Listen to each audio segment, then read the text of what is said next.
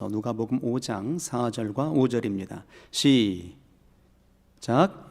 말씀을 마치시고 시몬에게 이르시되 깊은 데로 가서 그물을 내려 고기를 잡으라. 시몬이 대답하여 가로되 선생이여 우리들이 밤이 맞도록 수고를 하였으되 얻은 것이 말씀에 의지하여 그물을. 아멘. 아시는 바와 같이 2월은 말씀 앞에 나를 비춰보는 달입니다. 2월만 말씀 앞에 비춰봐야 될까요? 그렇진 않죠. 평생의 모든 시간들이 말씀 앞에 비춰보는 삶이어야 되는 겁니다. 그래서 그리스도인의 삶의 숙명이라고 할까요? 그리스도인의 삶의 사명, 그리스도인의 삶이 살아가는 목적, 쉽게 말하면 그의 숙명적인 삶의 모습을 한마디로 정의를 내린다면 뭐가 될까 함인데, 그리스도인의 삶의 숙명적인 모습은 바로 말씀 앞에 선 자의 모습이어야 되는 겁니다. 오직 하나님의 말씀을 가까이 하고 주님이 우리에게 원하셨던 것처럼 내가 너희 안에, 너희가 내 안에 이렇게 말씀하셨지 않았겠습니까? 그러면 우리가 생각해 보게 될 때 우리가 어떻게 주님 안에 들어갈 수 있을까? 주님이 어떻게 우리 안에 들어오실 수 있을까? 육체로 들어오시나? 영으로 들어오나? 많이 궁금해지지 않습니까? 말씀으로 우리가 들어가게 되고 그 말씀이 우리에게 들어오게 되는 겁니다. 그래서 우리의 신앙은, 그리스도인의 삶의 숙명적인 모습은 말씀 앞에 서야 되는 겁니다. 그래서 오늘 설교의 제목도 말씀 앞에서라는 제목으로 오늘 설교의 은혜를 나누고자 원하는 것이죠. 말씀 앞에 서고자 원하는 그의 의미를 우리가 곱씹고자 원하는 그의 중심의 세계는 이런 겁니다. 히브리서 4장에도 명확하게 말씀의 중요성을 이렇게 꼽습니다. 말씀은 살아있다. 믿으시면 아멘. 말씀은 운동력이 있다. 말씀은 생명력이 있다. 그러므로 그 모든 말씀이 날카롭고 예리한 검이어서 우리의 영을, 우리의 관절을, 우리의 생각을, 모든 것을 다 쪼개신다. 그러므로 모든 것들이 다 그 앞에 벌거벗은 것처럼 드러나는도다 했던 겁니다. 이로써 우리의 그리스도인의 삶의 모습은 말이죠, 생명력 있는 말씀 앞에, 살아있는 말씀 앞에, 운동력 있는 말씀 앞에, 권세 있는 말씀 앞에 서야 되는 겁니다. 우리 인생들이 어디 앞에 서느냐에 따라서 그 삶의 결과의 몫이 달라지지 않습니까? 어디 앞에 서 있느냐, 물질 앞에 서고자 원하게 되면요, 물질 앞에 비굴해질 수밖에 없습니다. 권세와 권위자 앞에 서게 되면요, 그 앞에 복종할 수밖에 없는 겁니다. 불의함과 부정함 앞에 서게 되면 말이죠, 범죄할 수밖에 없는 거죠. 반면에 우리가 정직한 터전 위에 서게 되면 비록 그의 삶이 쉽지 않죠. 정직하게 살아감이 순적하지는 않으니까 말이에요. 그러나 정직 앞에 서게 되면 그의 인생의 결과의 몫이 달라지게 되더라 하는 얘기입니다. 경북 김천에서 있었던 유명한, 아주 오래전에 있었던 이야기입니다. 실화입니다. 한 독실한 그리스도인이신데요, 설렁탕집을 운영하는 겁니다. 이분은 이 신실하신 믿음을 간직했기 때문에 음식을 하나 만들어내게 될 때에, 설렁탕 한 그릇을 내놓고자 원할 때에도 예수님께서 드셔도 만족할 만큼의 수준의 설렁탕을 내가 내놓아야 되겠다 하는 그런 자세로 설렁탕을 끓여내는 분이셨습니다. 그래서 가장 최고의 재료로, 가장 최고의 정성을 들여서 심혈을 기울여서 예수님이 드셔도 될 만큼의 수준으로 내가 내놓는다라는 그런 모습으로 그렇게 식당업을 하셨던 분이셨어요. 근데 어느 날은 말이죠, 곰탕을 끓이는데 10시간을 구워도 아주 뽀얀 국물이 안 나오는 겁니다. 계속 노란 기름이 둥둥둥 떠 있는 그런 국물이 되는 거예요. 그래서 이제 이 사장님이 생각할 때 재료가 안 좋은가 보다 싶어서 그 재료를 납품해 주는 그 회사에 전화를 했어요. 아니 사장님, 아무리 끓여도 뽀얀 국물이 안 나오는데 어떻게 된 겁니까? 했더니 이분이 이렇게 얘기하는 거예요. 아, 죄송합니다. 재료가 잘못 간 것 같습니다.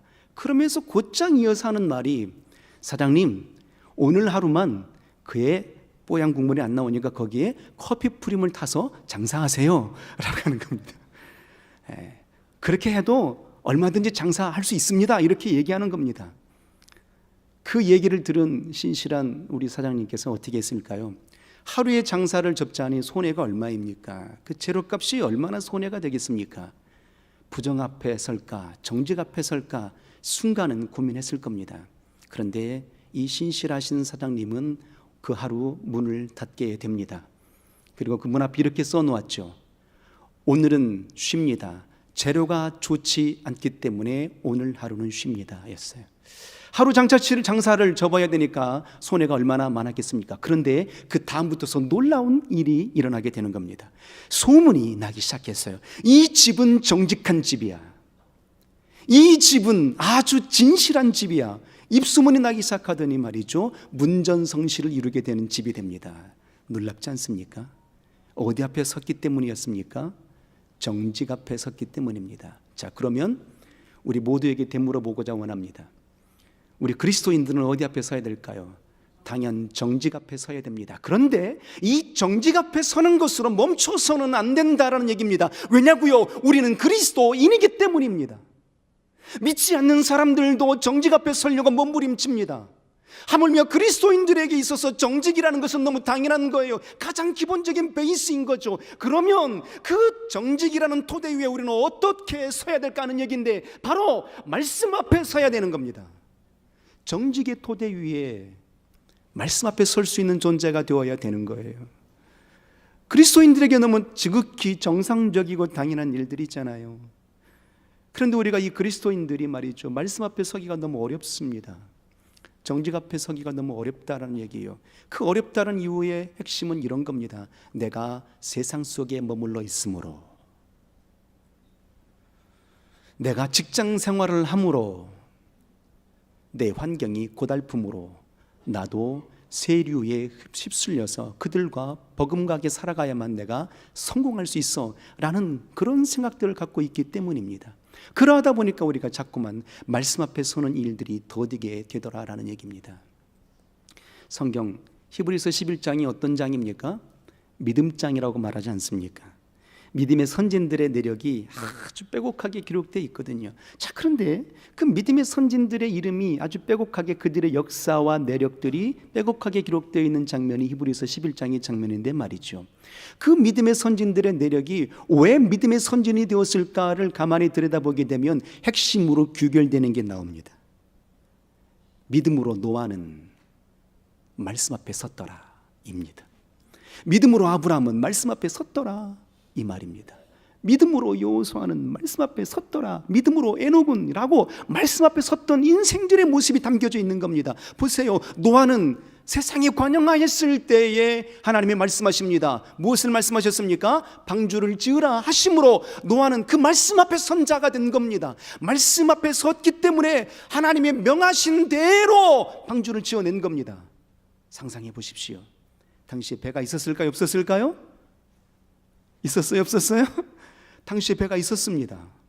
그런데 왜 배가 있었는데 홍수가 날 때 왜 노아의 방주만 살아남게 되었을까 하는 얘기입니다. 노아의 방주는 노 저어갈 수 있는 노도 필요치 않는 배였습니다. 닷도 필요 없습니다. 돛도 필요가 없습니다. 사각형의 배였거든요. 뚜껑이 닫힌 배였거든요. 결국 이 노아의 방주는 하나님이 운행하시고 하나님이 지키시고 하나님이 열어가시는 배였던 겁니다. 그런데 당시의 세상의 배는 어떤 배였습니까? 노를 저어야 돼요. 닻이 있어야 돼요. 돛이 있어야 돼요. 그러니까 당신들이 운행하는 겁니다. 당신들이 살아가려고 길을 열어가는 겁니다. 그런데 노아는 말씀 앞에 섰던 겁니다. 지으라 명하신 설계대대로 지어낸 겁니다. 내가 이렇게 할게요, 내가 이렇게 할게요 라고 토달지 않았던 겁니다. 순수한 그대로 말씀 앞에 섰던 거죠. 우리 모든 그리스도인들은 진실로 말씀 앞에 선 자가 되기를 원합니다. 아브라함을 봐주세요. 내 본토와 친척과 아비집을 떠나라 말씀하셨습니다. 다시 창세기 22장이 이렇게 말씀하십니다. 그 독자 이삭이 12살쯤 되었을 그때에 내 아들을 모리아산에 가서 번제로 드려라 하신 그 말씀 앞에 어떻게 합니까? 감당할 수 없는 말씀이에요. 내 생각과 내 이성으로는 도무지 헤쳐나갈 수 없는, 계산할 수 없는 말씀이었던 겁니다. 감당할 수 없는 말씀이었던 겁니다. 그래도 아브라함은 그 말씀 앞에 섰던 겁니다. 이후에 어떤 역사가 일어납니까? 창세기 17장에 아브라함을 향해 이렇게 말씀하십니다. 너는 완전한 자라. 할렐루야. 너는 의로운 자라. 너는 내 벗이라. 결국 믿음의 조상으로서의 삶으로 남게 되는 겁니다. 우리 모든 그리스도인들은 정직 앞에, 이 정직을 넘어서 하나님의 말씀 앞에 설 수 있기를 진실로 소원합니다. 반면에 말이에요, 이와 같이 말씀 앞에 선 자의 모습들도 나오지만 말이죠, 우리가 잘 아는 아브라함의 하나님, 이삭의 하나님, 야곱의 하나님이라고 이 믿음의 세 선진들을 잘 기억해내지 않습니까? 자, 그런데 과연 이삭이라는 그 인물과 그의 아들 야곱과 에서, 그리고 이삭의 부인이었던 리브가의 그의 믿음의 내력들을 가만히 들여다보게 되면 말이죠, 과연 이들이 진실로 말씀 앞에 선자라고 볼 수 있을까? 라는 의구심이 들게 됩니다. 이삭을 봅니다. 그의 아내 리브가를 봅니다. 복중에 쌍태를 안게 되죠. 그때 하나님이 말씀하셨습니다. 큰 자가 어린 자를 섬기리라. 그러면 하나님의 역사는 누구를 통해서 이루어진다는 얘기겠어요? 그의 동생 작은 자에게 이루어진다는 얘기가 되겠죠. 그의 역사의 음성을 누가 들었어요? 이삭도 듣고 리브가도 들었던 겁니다. 어찌 보면 복중에 있는 그의 쌍태들도 들었을 겁니다. 그런데 말이죠, 그 복중에서 싸우다가 결국은 야곱은 차자로 태어나게 됩니다. 형에서 힘에 밀려서 말이에요. 그리고 이후에 그의 아버지 이삭은 누구를 더 사랑해요? 에서를 더 사랑합니다. 어머니 리브가는 누구를 더 사랑해요? 야곱을 사랑합니다. 자, 어느 날 이삭이 죽을 때가 가까웠습니다. 그리고 에서를 불러서 이렇게 말합니다. 내가 죽을 때가 가까웠으니 너는 사냥에 와서 맛있는 진미를 가져오라. 내가 그것을 먹고 마음이 흡족하여 너에게 축복하리라 라고 말합니다. 좋은 일인가요? 안 좋은 일인가요? 좋은 일처럼 보이십니까? 하나님의 뜻을 거스리고 있잖아요. 말씀 앞에 서지를 않았잖아요. 누구를 통해서 이어진다고 했습니까? 큰 자를 통해서요? 아니, 작은 자를 통해서요? 작은 자를 통해서 이어진다고 했잖아요. 그런데 어떻게 됐습니까? 이삭은 하나님의 말씀을 들었음에도 불구하고도 그 말씀 앞에 서지를 못했던 겁니다. 본인이 축복함이 당연한 것처럼 여겼겠지만 그 축복은 누구에게 이어져야 되었을까요?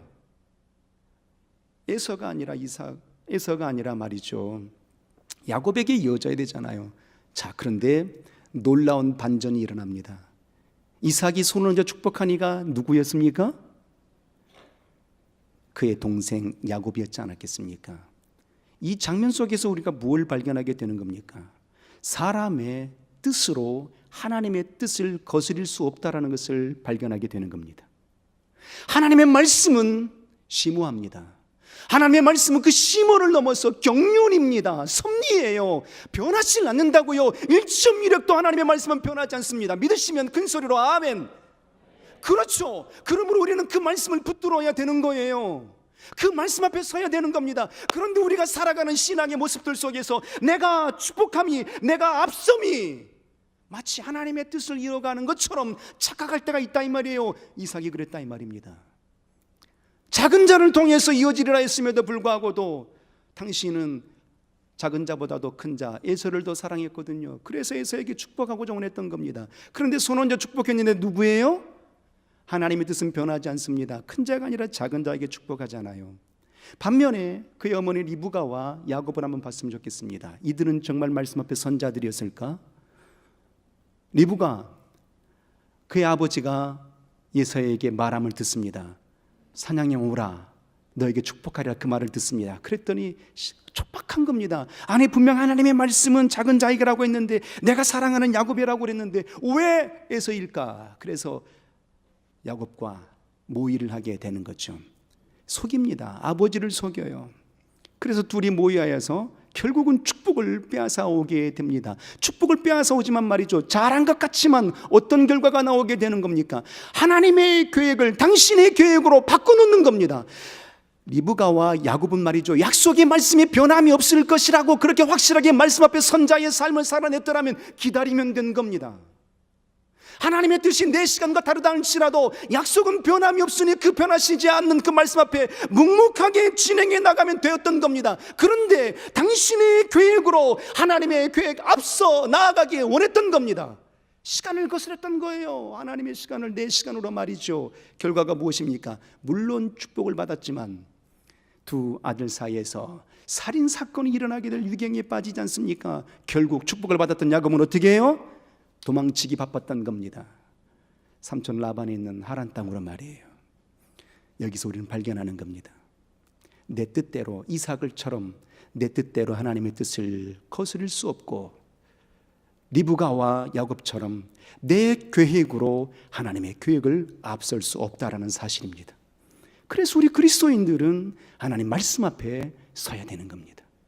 반면에 에서를 한번 봐주십시오. 에서를 가만히 보게 되면 말이죠, 그냥 손해보는 사람처럼만 보입니다.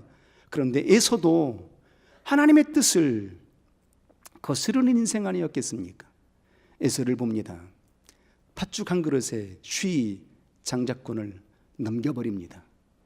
이후에 사냥에 왔는데 말이죠, 축복이 다 끝났다니까 울며 불며 매달립니다. 아버지 나에게도 축복하소서 뗐습니다. 무엇을 보입니까?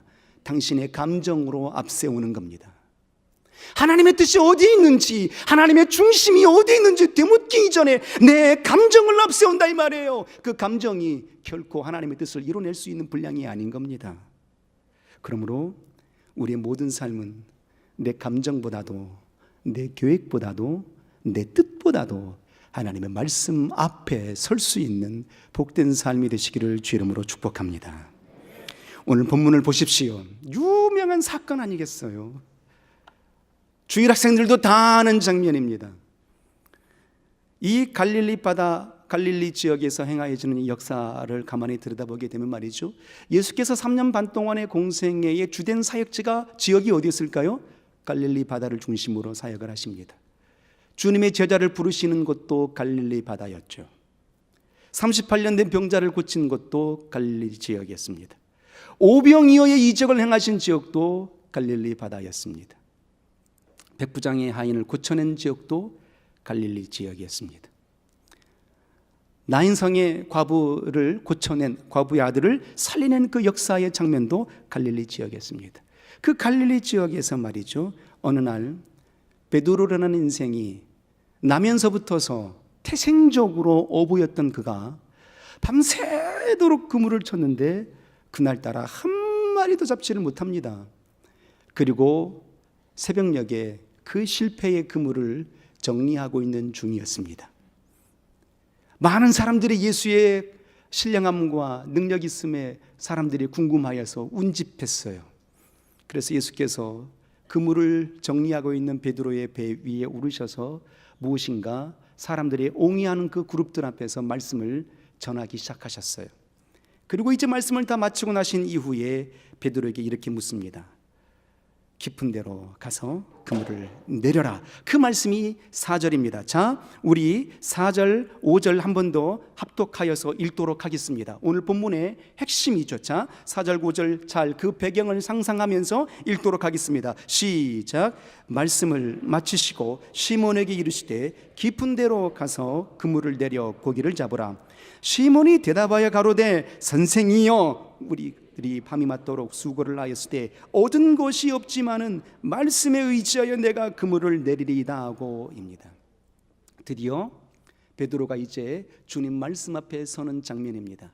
이 장면 속에서 이 시대에 오고 오는 모든 그리스도인들이 말씀 앞에 선 자의 모습은 어떤 모습인가를 우리가 발견하게 되는 겁니다. 배우게 되는 거예요. 아, 그냥 말씀 앞에 베드로가 그물을 던지라 했으니까 그물을 던졌더니 고기를 많이 잡았더라. 이건 너무 단순하잖아요. 베드로가 주님 말씀 앞에 어떻게 그의 삶이 변화를 보았을까? 어떻게 반응을 했을까? 어떤 모습이 과연 진실로 말씀 앞에 선 자의 모습일까? 그 모습을 오늘 이 시간에 발견하기를 진실로 원합니다. 자, 이렇게 주님 말씀하시죠. 너 고기 잡은 거 있니? 없습니다. 그래서 주님 말씀하시는 겁니다. 깊은 데로 가서 그물을 내려 고기를 잡으라. 이게 주의 말씀이었어요. 누구를 향해서요? 이 시대의 우리들을 향해서 말이에요. 베드로가 이 시대의 우리들 아니겠습니까? 깊은 데로 가서 그물을 내려 고기를 잡으라. 주님 말씀하시는 겁니다. 각각의 모든 심령들에게, 오고 오는 모든 그리스도인들에게 성경 66권의 모든 말씀들의 그 일정 부분의 한 말씀들을 각각의 심령들에게 주시는 거거든요. 우리는 이미 그 말씀을 받은 적이 많다 이 말이에요. 그런데 우리가 기억을 못한다는 거거든요. 왜요? 그 말씀 앞에 서지 못했기 때문입니다. 그 말씀을 붙들지 못했기 때문이죠. 그래서 주님이 내게 무엇을 말씀하셨는지, 어떤 것을 원하고 계시는지 관심조차 없다 이 말이에요. 그죠? 내가 주일을 성수했어요. 죄송합니다 성가대. 내가 성가대 봉사했어요. 이걸로 족할 때가 많다 이 말이에요. 보세요. 주님이 베드로에게 깊은 데로 가서 그물을 내려 고기를 잡으라 이렇게 말씀하셨습니다. 그 말씀 앞에 베드로의 반응을 보았으면 좋겠습니다. 5절에 내가 말씀에 의지하여 라고 말합니다. 내가 말씀에 의지하여, 이 말씀에 의지하를 다른 말로 말하게 되면 말씀 앞에 서겠습니다, 말씀 앞에 순종하겠습니다 라는 거잖아요. 그런데 5절 중반절에 보면 이렇게 말합니다. 베드로가 말하기를 이렇게 말하죠. 선생이여 우리들이 밤이 맞도록 수고를 하였으되, 밤이 맞도록 수고를 했다는 것은 무엇일까요? 내가 어부로서 내 모든 경험과 수단과 방법을 총동원해 봤습니다 라고 말하는 거잖아요. 그러니까 우리가 말씀 앞에 선다라고 말하는 것은 말이죠, 내 인생의 모든 경험과 수단과 방법들을 내려놓는 것이 말씀 앞에 선자의 모습인 겁니다. 할렐루야. 여전히 내가 말씀 앞에 섰는데 내가 살아왔던 인생의 수단과 방법과 계획들을 내려놓질 않아. 여전히 붙들고 있어. 그러고서도 나는 말씀 앞에 있어요. 어떻게 말할 수 있어요? 베드로는 어떤 자입니까? 태생적으로 어부예요. 그의 아버지도 어부였고 그의 조상도 어부였어요. 당신도 어부입니다. 그런데 예수 그리스도는 직업이 뭐예요? 목수이셨잖아요. 목수라고요. 지금 어디 앞에서 지금 라면 끓이려고 하십니까? 지금 그러는 거잖아요 지금. 그런데 베드로는 말하는 겁니다. 주여, 선생이여, 내가 밤이 맞도록 수고를 해봤어요. 내 수단과 방법과 인생의 모든 경험들을 총동원해 봤습니다. 그렇지만 내 인생의 모든 수단과 방법을 주의 말씀 앞에 내려놓겠습니다. 이게 바로 말씀 앞에 선 자의 모습인 겁니다. 이 역사의 삶이 되기를 주의 이름으로 소원합니다. 여호수아가 말이에요, 요단강을 건너지 않았겠습니까? 그리고 맞닥뜨린 성이 여리고성이었어요. 난공불락의 성이라 그랬거든요. 성경에 기록하기를 그 문빗장은 굳게 닫혔더라 이 말이에요. 그 성을 넘을지 않냐고는, 그 성을 통과하지 않냐고서는 젖과 꿀이는 가나안 땅을 차지할 수가 없었던 겁니다. 그런데 주님이 여호수아 백성들에게 무엇을 명하시죠? 성을 돌라. 전쟁을 하라고 하심이 아니었어요. 성을 돌라. 그런데 아무 소리도 내지 말라. 그 소리도 입 밖에도 내지도 말라. 걸음 걷는 소리도 내지 말라. 그리고 7일째 되는 날인 7바퀴를 돌고 내가 너에게 명하는 그때에 함성을 지르라 였던 겁니다.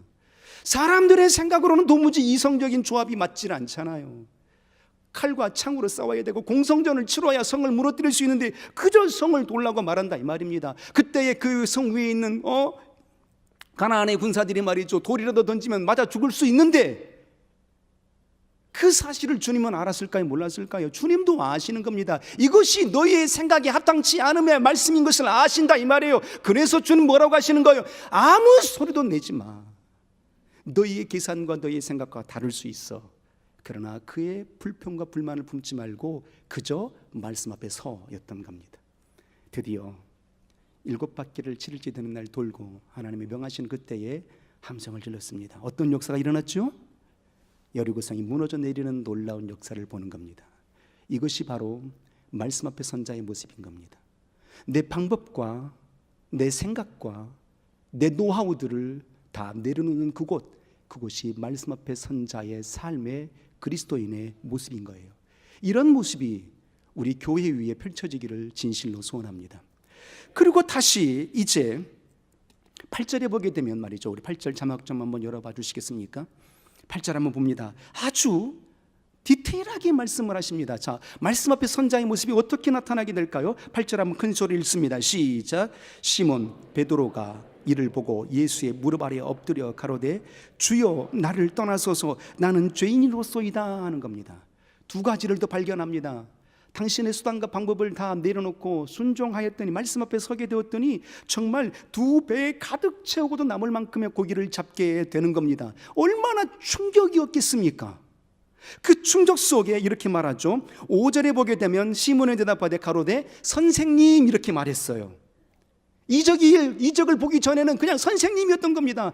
그냥 말씀을 잘 가르치는 선생 정도 아니면 선지자 정도 되겠지라고 여겼던 겁니다. 그런데 당신이 직접 말씀 앞에 서고 놀라운 이적을 경험하게 되니까 이건 선생이 아닌 거예요. 그래서 8절에는 뭐라고 고백합니까? 주여 라고 말하는 겁니다. 선생이 아닌 거예요. 선지자가 아닌 겁니다. 나의 주인이신 거예요. 그러니까 말씀 앞에 선자의 삶의 모습은 뭘까요? 나의 스승 정도가 아니고요, 진정한 내 인생의 영혼의 주인을 맞이하게 됨이 말씀 앞에 선자의 모습인 겁니다. 우리 삶의 주인은 누구이십니까? 예수 그리스도라고 믿으시면 아멘. 그렇죠. 우리 하나님 우리 삶의 주인이시잖아요. 그런데 우리가 삶을 어떻게 살아가요? 내 인생은 나의 것, 팔로우 미, 나 따라와, 이런 적 많지 않습니까? 교회에서도 가장 주장을 내뱉을 때가 어디서 가장 주장을 내뱉습니까? 세상에서는 말이죠, 월급쟁이인지라 말이죠, 제대로 소리도 못 냅니다. 그런데 교회에서는 큰 소리 칩니다. 날 따라와. 네, 제가 그랬다고요. 네. 청년부 때 말이죠, 그렇게 막 뜨겁게 역사할 때 저보다 나이도 많으신데 말이죠, 이딴 시간은 그만둬, 때려서 막 열심히 해야 될 거 아니야. 왜 그게 잘하는 건 줄 알았던 거죠. 예수 그리스도를 선생으로 본 겁니다. 그런데 베드로는 그 이적 앞에 뭘 발견하는 겁니까? 나의 주인이십니다, 주여. 내 모든 삶의 주인이십니다를 발견하는 겁니다. 그리고 그때에 비로소 뭘 발견하여? 자신을 발견하게 되는 겁니다. 주여, 나를 떠나소서, 나는 죄인이로소이다. 말씀 앞에 서게 될 때에 죄인됨을 발견하는 겁니다. 내가 보이는 거예요. 나의 연약함이 보이는 거예요. 나의 부족함이 보이는 겁니다. 나의 연약함이 보이는 거예요. 내가 연약한데 어찌 큰 소리를 낼 수 있겠어요? 어찌 불의를 낼 수 있겠어요? 어찌 순종치 않을 수가 있겠어요? 나는 죄인인데요. 누가복음 18장에 보니까 말이에요, 2사람이 성전에 올라가서 기도하는 장면이 나옵니다. 한 사람은 바리새인이었고 한 사람은 세리였어요. 바리새인은 이렇게 기도합니다. 서서 2손을 높이 들고 이렇게 기도합니다. 하나님, 나는 저 세리와 같지 않아요. 나는 1회에 2번씩 금식을 합니다. 팥뿌리에 11조까지 하나님께 다 드렸어요. 저 세리와 같지 않아요 입니다. 자신의 시면을 발견할 수가 없었던 겁니다. 그런데 세리의 기도를 보십시오. 감히 얼굴을 들 수가 없습니다. 무릎을 얼굴 사이에 넣고 고백하는 겁니다. 주여, 나는 죄인이로소이다. 이게 바로 말씀 앞에 선자의 모습인 겁니다. 우리 모두 겸손해지기를 진실로 소원합니다. 왜요? 우리는 말씀 앞에 있기 때문입니다. 그때에 비로소 10절, 11절에 이렇게 말씀하십니다. 무서워 말라. 이제 후로는 내가 사람을 취하리라. 동일한 말씀을 가지고 마태복음에는 내가 이제는 사람을 낚는 어부가 되리라 이렇게 말씀하셨죠. 말씀 앞에 서게 되니까 하나님의 사명자가 되는 겁니다. 올 한 해 평생의 날들 속에 우리는 어떤 삶을 살아야 될까요? 그리스도인의 삶의 숙명은 말씀 앞에 선자의 모습이어야 됩니다. 내 방법과 수단을 내려놓으시고 인생의 주인을 발견하시고 나의 참된 연약함을 발견하시고 그리고 주의 사명을 붙들 수 있는 복된 우리 그리스도인이 되시기를 주 이름으로 축복합니다. 기도하겠습니다. 우리 시간 기도할 때 생명의 하나님, 일평생에 내 영혼은 말씀 앞에 선자가 되기를 원합니다. 내 인생의 모든 경험과 수단을 내려놓기를 원하고 내 인생의 참된 주인을 발견하길 원하고 나의 연약함을 발견하길 원하며니, 그러므로 주신 말씀 앞에 온전히 순종하여 나갈 수 있는 복된 삶이 이어지게 하여 주옵소서 하고 우리 합심하여 통성으로 기도합니다.